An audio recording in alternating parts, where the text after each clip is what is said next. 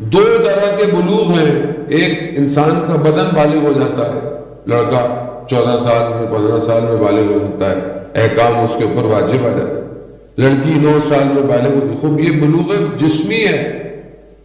بلوغ جسمی ہر کسی کو مل جاتا ہے، لیکن بلوغ عقلی ہر کسی کو نصیب نہیں ہوتا. عقل کو بھی بالغ ہونا ہوتا ہے، اور جب عقل بالغ ہوتی ہے تو پھر اس کے سامنے حقیقت عیاں ہونا شروع ہو جاتی ہے. دشمن کہ جسے ہم اکثر تو پہچانتے ہی نہیں، کیونکہ دشمن شناسی خود ایک ایسا موضوع ہے کہ جہاں قرآن اس کو بار بار ہمیں متوجہ کرا رہا ہے کہ تمہارا سخت، تمہارا آشکار ترین دشمن کون ہے؟ شیطان ہے. لیکن ہمیں اپنی زندگی میں لگتا ہے کہ شیطان تو ہے ہی نہیں. یہ ایک طرف سے انسان کا خاموش ہو جانا، اپنے شیطان کے مقابلے میں ریٹیلیٹ نہ کرنا، اس کے مقابلے میں نہ آنا، اسی وجہ سے انسان ضعیف ہو جاتا ہے. شیطان اس جگہ سے آ کر انسان کو برباد کرتا ہے جہاں سے اس نے سوچا نہیں. اس کا ہدف کیا ہے؟ اس کا مقصد کیا ہے؟ قرآن کی آیات اس کے ہدف کو بیان کرتی ہے. خود اس نے کہا کہ پروردگار مجھے تو مہلت دے ایک وقت معلوم تک، میں تیرے بندوں کو اغوا کروں گا. وہ شیطان جس نے ایک وقت تک اپنے لیے مہلت مانگی ہوئی ہے، ہم کیا اس کو دیکھتے ہیں؟ کیا ہم اس کے لیے کچھ سوچتے ہیں؟ ہر شخص کو شیطان اس کے کمزوری پہ آ کر سے حملہ کرتا ہے. جس طرح میرے پاس آئے گا ویسا آپ کے پاس نہیں آئے گا. کیونکہ جب انسان ان رکاوٹوں کو نہ سمجھے کہ جو اسے بربادی اور تنزلی کی طرف لے جا رہے ہیں، تو نہ صرف شخص بلکہ پورا معاشرہ تباہ ہو جاتا ہے. کہنے کو تھوڑی سی بات ہوتی ہے اور لوگ اپنے زمانے کے ولی کے مقابلے میں آ جاتے ہیں. کہنے کو خواص تھے کوفہ والے، لیکن جب حضرت مسلم نے انہیں دعوت حق دی اور دعوت کی طرف کہا تو اس میں سے ایسی ایسی خاص شخصیتیں کہتی ہیں کہ نہیں، ہم تو جب امام آئیں گے تب امام کا ساتھ دیں. جیسے آج ہمارے کچھ لوگ یہ کہتے ہیں کہ جب امام زمانہ آئیں گے تو ہم انہی کا ساتھ دیں. عزیزان محترم، صلوات بھیجتے محمد والے.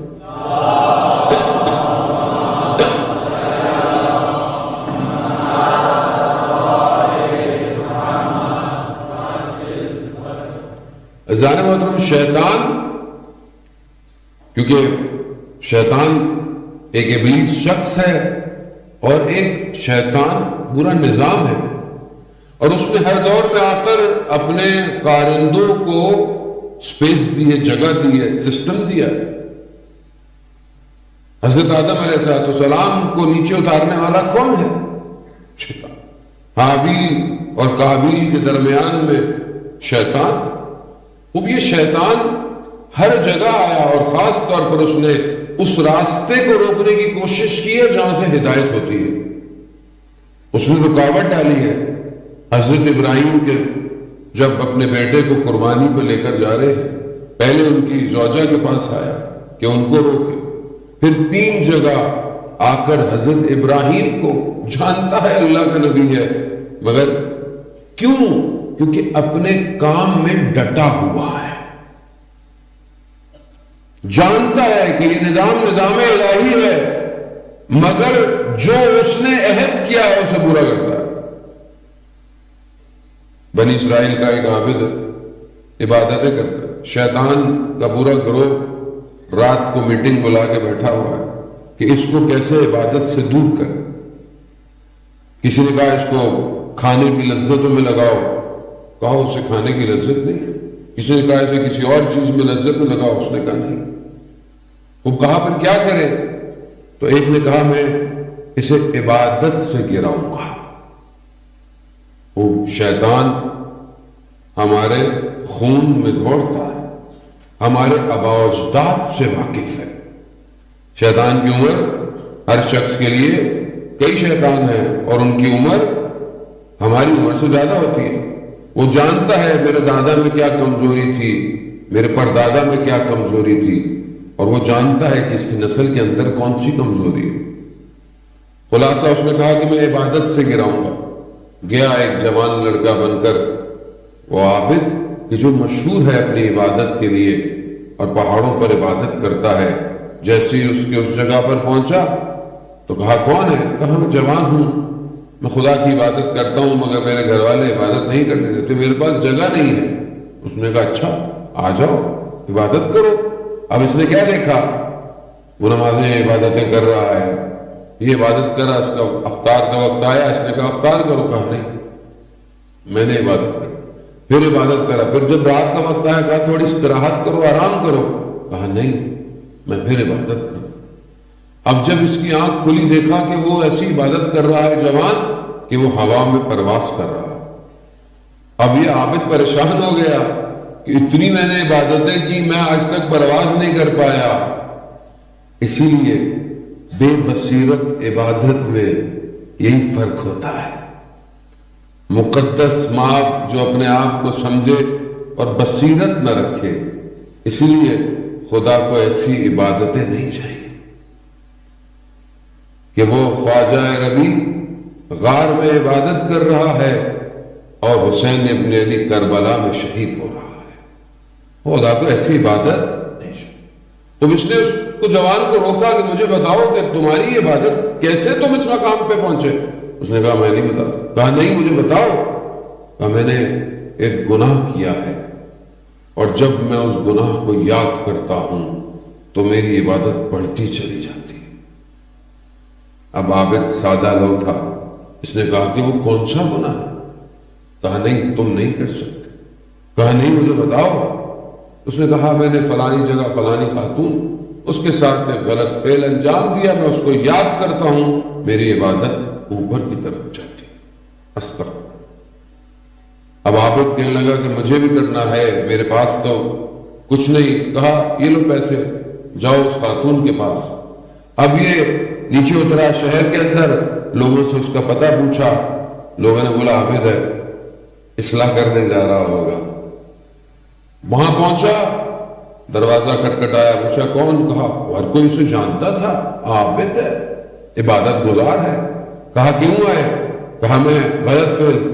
کہا نہیں تمہیں کوئی غلط فہمی ہو گئی ہے؟ کہا نہیں تمہیں اس سے کیا؟ کہا نہیں جب تک تم بتاؤ گے نہیں۔ گو کہ خاتون کا عمل غلط ہے مگر بصیرت رکھتی ہے، جانتی ہے کہ یہ عابد کو کسی نے بہکایا ہے۔ اسے پوچھا، اس نے کہا کہ ایسے ایسے ہے۔ اس نے کہا ہے کہ میں بھی وہ گناہ کروں تاکہ پھر جب میں استغفار کروں تو میری عبادت اوپر کی طرف جائے۔ تو وہ خاتون کہتی ہیں تمہیں کیسے یہ یقین ہے کہ گناہ کرنے کے بعد تمہیں استغفار کا وقت ملے گا؟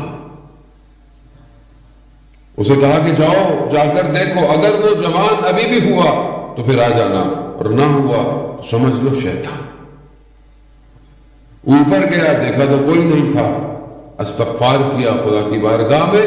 جیسے یہ نکلا، اس خاتون کے وجدان نے اسے کہا کہ تم نے اسے تو کہہ دیا کہ اگر ابھی مر جاؤ تو توبہ کیسے کرو گے، اپنے بارے میں تمہارا کیا خیال؟ اور دوسرے دن اس زمانے کے نبی کو خدا نے وحی بھیجی کہ جاؤ ایک ولی کا انتقال ہو گیا ہے، اور وہ خاتون رات کو توبہ کر کر خدا کی بارگاہ میں جا چکی تھی۔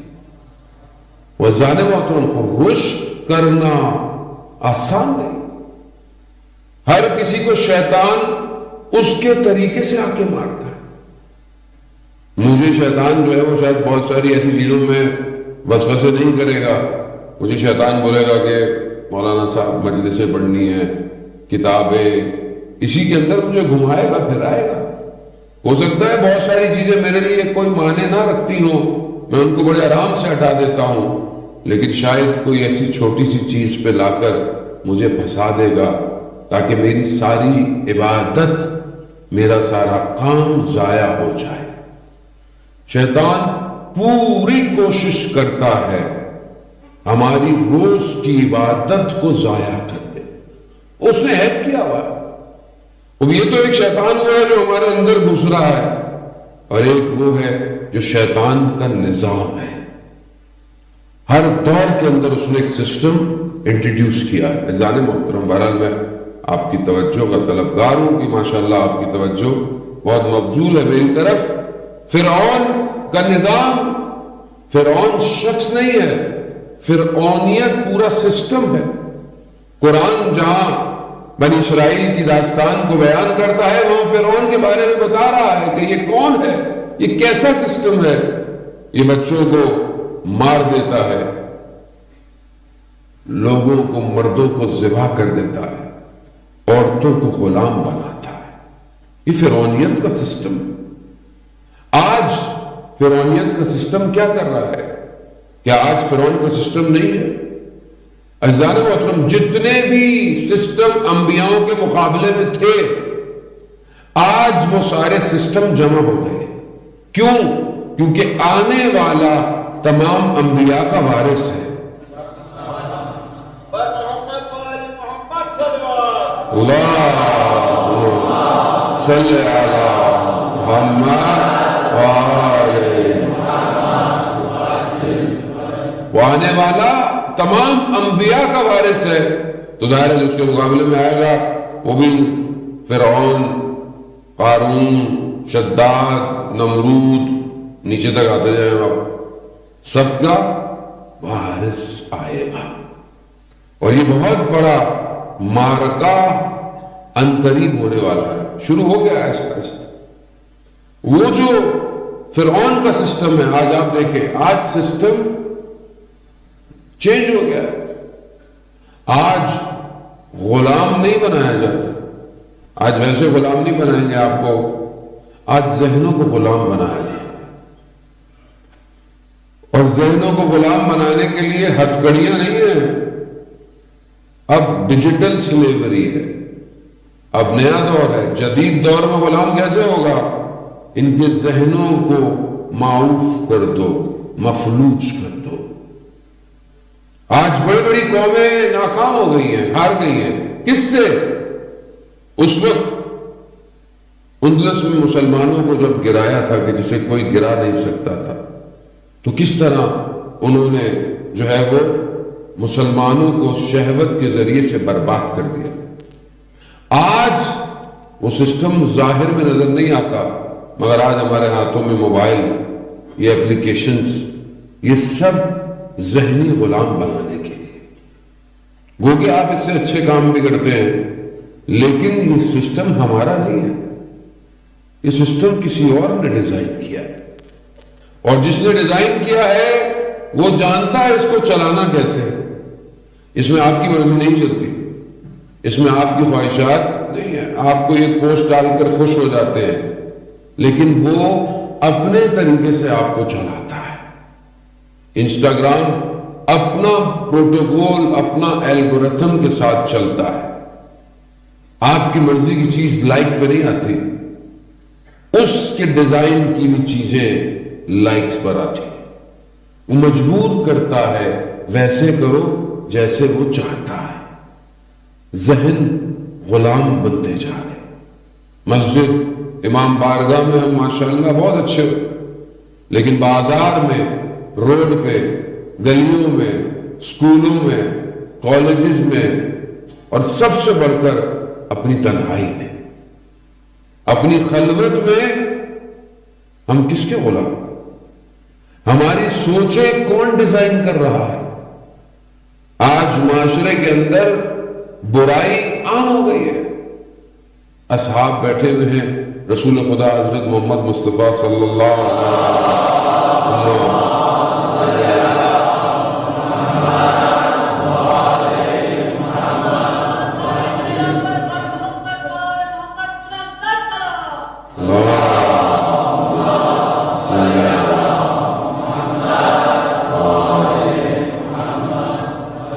صاحب بیٹھے ہوئے. رسول خدا فرماتے ہیں ایک دور آئے گا کہ امر بالمعروف کرنا مشکل ہو جائے گا. کہ یا رسول اللہ، ہاں دور آئے گا کہ نہی از منکر کرنا مشکل ہو جائے گا. کہا یا رسول اللہ، کہا دور آئے گا معروف منکر میں اور منکر معروف میں بدل جائے گا. آج آپ کے سامنے برائی نہیں ہے. آج آپ کسی کو نصیحت نہیں کر سکتے. آج معاشرہ اتنا گرفتار ہے. آج ہم بڑی بڑی چیزوں کی طرف بھاگنے کی کوشش کرتے ہیں جبکہ ہماری بیسکس، ہماری نارمل چیزیں ہلی ہوئی ہیں. آج معاشرہ فقدان کا شکار ہے. رشد کیسے کرے؟ معاشرے کے اندر جو کام بیسک چیز ہوتی ہے وہی ہلی ہوئی ہے. مولانا صاحب کو وظیفہ دے دیں، امام کی زیارت ہو جائے. عزیزان محترم، آیت اللہ عظمہ بہجت سے کسی نے بولا کہ ہمیں امام سے ملاقات کرنی ہے، کیا کریں؟ امام کا چہرہ دیکھنا ہے، کیا کریں؟ انہوں نے کہا قرآن کو دیکھو. قرآن وہی ہے جو امام ہے، امام وہی ہے جو ہم کتنا قرآن دیکھتے ہیں. ہم واٹس ایپ اور فیس بک سے فارغ ہوں تو قرآن دیکھیں. تو عزیزان محترم، کیونکہ ہم خود گرفتار ہیں، ہم خود پھنسے ہوئے، اور یہ ہمارا اپنا خود پسندی ہمیں کسی مقام پہ جانے نہیں دے. ہر ایک شخص اپنی خود پسندی کے اندر، خود شیطان نے سسٹم ایسے ڈیزائن کیا ہے. وہ بات خود پسندی کی مثال آج کے دور کے اندر آپ دیکھیں جوانوں کے لیے، بزرگوں سے معذرت کے ساتھ آپ دیکھیں کہ جب آپ اپنی تصویر کھینچتے ہیں تو آپ 3-4 فلٹر یوز کرتے ہیں. کیوں یوز کرتے ہیں؟ کیونکہ آپ اپنی اصلیت نہیں دیکھنا چاہتے، آپ حقیقت پسند نہیں بننا چاہتے. آپ چاہتے ہیں کہ میں سب سے بہتر. کیوں؟ خود پسندی یہ سسٹم ڈال رہا ہے. ہمیں سسٹم کو نہیں سمجھ پائے. یہ سسٹم بہت پلان سسٹم ہے، اور ہم سب سمجھ رہے ہیں کہ وہ سب فری ہے، انٹرنیٹ فری ہے، جتنا اپلوڈ کرو، جتنا ڈاؤن لوڈ کرو، کوئی پیسے نہیں ہے. نہیں ہے جانے والا، وہ ذہنوں کو ہائی جیک کر رہا ہے، وہ سلا رہا ہے. کل جب امام کی صدا آئے گی، خدا نہ خواستہ ہم امام کی آواز پر لبیک نہیں گے. اس کی پریکٹس آج ہی ہمیں کرنی ہے. خب جب انسان باہر اچھا ہو اور گھر کے اندر خراب ہو، باہر اچھا ہو اپنے بازار میں معاملات میں ضعیف ہو، باہر اچھا ہو اپنے رشتہ داروں کے ساتھ اس کا اخلاق اچھا نہ ہو، اس کا مطلب کیا ہے؟ اس کا مطلب ہے کہ اس نے 2 چہرے بنا رکھے. اور یہ جو نیا سسٹم جو فرعونیت نے انٹروڈیوس کیا ہے، اس نے ہم سب کی 2 پرسنالٹیز کو بنایا ہے. 2 شناخت ہماری ہے، کیونکہ بھارت میرا مخاطب جوان ہے. ایک وہ جو ایک دوسرے کو سامنے نظر آتا ہے، ایک وہ جسے صرف اس کا موبائل جانتا ہے کہ اس کی شخصیت کیسی، وہ کیا دیکھتا ہے، وہ کیا سرچ کرتا ہے، وہ ہے کیا، وہ کیا بات کرتا ہے. یہ اس کی پرسنالٹی دوسری ہے، یہ اس کی پرسنالٹی سامنے والی. یہ سسٹم نے آ کر انسان کو اندر سے توڑ دیا. اور اوپر سے یہ جو گیم، مجھے نہیں پتا یہاں بچے کتنا کھیلتے ہیں، یہ انسان کے اندر کے ہمزات کو باہر لے آئے. اور ابھی جو معاشرہ جس طرف جا رہا ہے ورچوئل ورلڈ کی طرف، یہ اور خطرناک ہے. میٹاورس کی طرف جا رہا ہے. انسان مشین میں کنورٹ ہوگا، انسان ایک ورچوئل زندگی گزارنے کی کوشش کرے گا، بس پڑا رہے گا. وہ سسٹم ہو گیا ہے. وہ ہم اس پورے سسٹم میں آپ 61 ہجری کے یزید کو لان تان کرتے رہے، کرنا بھی چاہیے، لیکن آج کے یزید کو آپ کچھ نہیں کر پائیں گے جب تک آپ کو یہ سسٹم سمجھ میں نہیں آئے. پتا تو ہو کہ آج کا یزیدیت کا نظام، آج کا ابن زیاد کس ہیلے اور بہانوں سے لوگوں کی تلواروں کو خرید رہا ہے. آج ہم اپنے ہی سسٹم کے اندر پھنسے ہوئے. آج ہم یقیناً یہاں تو ماشاءاللہ بہرحال خبریں ملتی ہیں کہ لوگ کام کر رہے ہیں، لیکن آپ اوور آل دیکھیں ہم اپنے وقت کے امام کے لیے کیا چیز ڈیزائن کر رہے ہیں. امام کہاں آئیں گے ہمارے؟ ہم تو چھوٹی چھوٹی سی باتوں پہ ایک دوسرے سے ناراض ہوتے. فلانے نے یہ کہہ دیا، گھر والوں نے یہ کر دیا، بہن بھائی ذرا سی کسی زمین کے ٹکڑے پہ ناراض، میاں بیوی کھانے میں نمک زیادہ ہو جائے اس پہ ناراض، بچوں کو کوئی چیز نہ دلا کے دو اس پہ ناراض۔ ہم اس حالت میں ہم سوسائٹی بلڈ کر رہے ہیں؟ ہم کس سوسائٹی کا انتظار کر رہے ہیں؟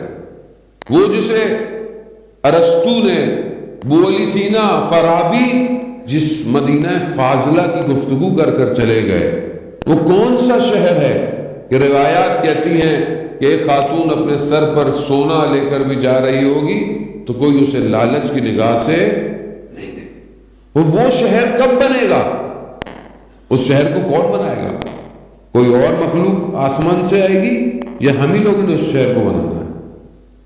تو آج اگر ہمارا گھر ویسا نہیں ہے، ہم گھر میں ایک دوسرے کے ساتھ اگر صحیح اور اچھے اخلاق سے نہیں ہیں، آپس میں لوگ اخلاق سے نہیں، عزیزان آیت اللہ شمس الدین اور بہر العلماء بیان کرتے ہیں،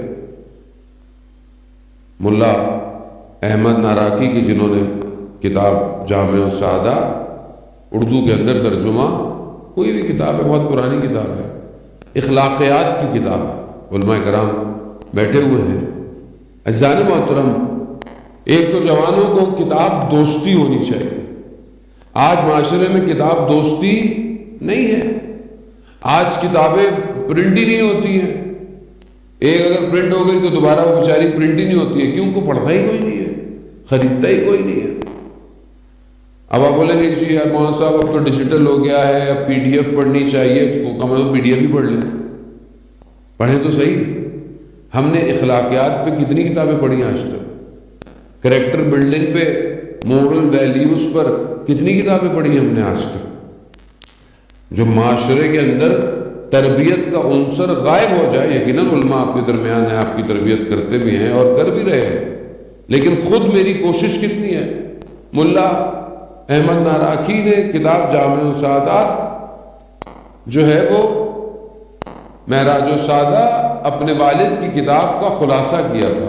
ان کے والد ملا مہدی ناراکی جنہوں نے کتاب جامع السعادہ عربی کے اندر لکھی، خود جب وہ کتاب عربی میں پرنٹ ہو کر نجف گئی تو علماء نے بڑا اس کا استقبال کیا، اور یہ جب زیارت پر گئے لوگوں کو پتہ چلا تو بڑے علماء ان سے ملنے آئے، ایک عالم ملنے نہیں آیا۔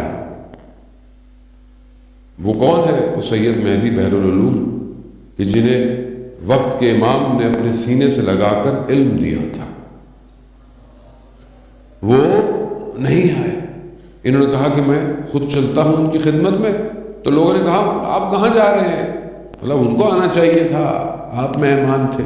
کہا نہیں، وہ سید ہیں، بزرگوار ہیں، میں چلتا ہوں۔ گئے، وہ درس دے رہے تھے، درس ختم ہوا، وہ اٹھ کے چلے گئے، انہوں نے توجہ ہی نہیں کی، یہ بھی چلے گئے۔ تھوڑے دنوں بعد انہوں نے کہا کہ میں پھر چلتا ہوں ان سے ملنے۔ لوگوں نے کہا بس کر دیں مولانا صاحب، انہوں نے توجہ نہیں کی آپ کی طرف۔ کہا نہیں، گئے، پھر یہ ہوا، درس ختم ہوا، وہ اٹھ کے چلے گئے، یہ بھی چلے گئے۔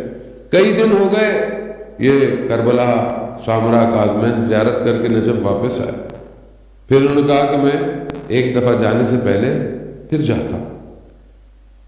تو لوگوں نے بولا بس کر دیں، کتنا اپنے نفس کو جو ہے وہ آپ دبائیں گے؟ کہا نہیں۔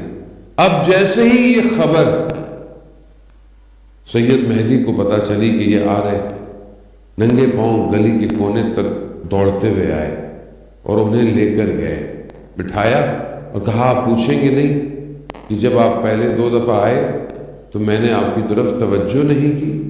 کہا نہیں، مجھے نہیں معلوم۔ کہا میں یہ دیکھنا چاہتا تھا کہ جو اخلاق کی کتاب آپ نے لکھی ہے وہ اخلاق آپ میں پایا جاتا ہے یا نہیں پایا جاتا؟ وزان محترم، خوب بہت چھوٹی چھوٹی سی چیزیں ہیں، چلے نہیں چاہیے۔ 40 دن مصلے پہ بیٹھنے کو کوئی نہیں کہہ رہا آپ کو، اپنا اخلاق اچھا ہے، اپنا کردار اچھا کرے، ایسے ہو جائیں جیسے مولا کا فرمان ہے، زندہ رہو لوگ تم سے ملنا چاہیں، مر جاؤ